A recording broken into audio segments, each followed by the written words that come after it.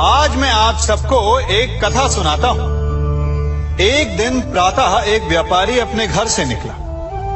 घर से निकलते ही एक बिल्ली ने उस व्यापारी का मार्ग काट दी। व्यापारी घबरा गया।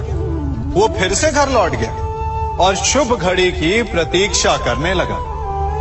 और जब वो पुनः अपने घर से निकला तब वो वाहन जा चुका था जिससे राजा तक पहुंचकर उसे भेंट देनी थी।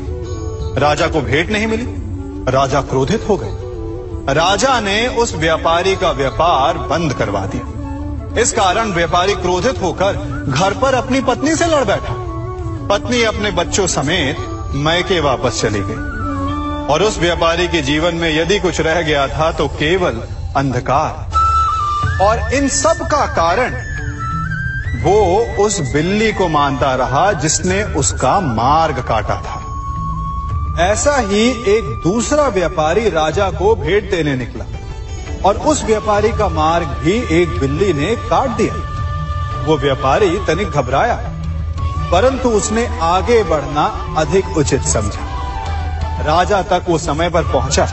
उसने राजा को भेंट दी। राजा प्रसन्न हुए और राजा ने व्यापारी को अपना व्यापार बढ़ाने की अनुमति दी, स्वर्ण आभूषण दी। जब व्यापारी घर पर पहुंचा तो पत्नी को आभूषण और अपने बच्चों को देने के लिए वस्त्र थे उसके पास। हर ओर प्रसन्नता थी। समझ रहे हैं ना? दोनों के साथ एक ही प्रकार की घटना हुई, परंतु दोनों की प्रतिक्रिया भिन्न थी।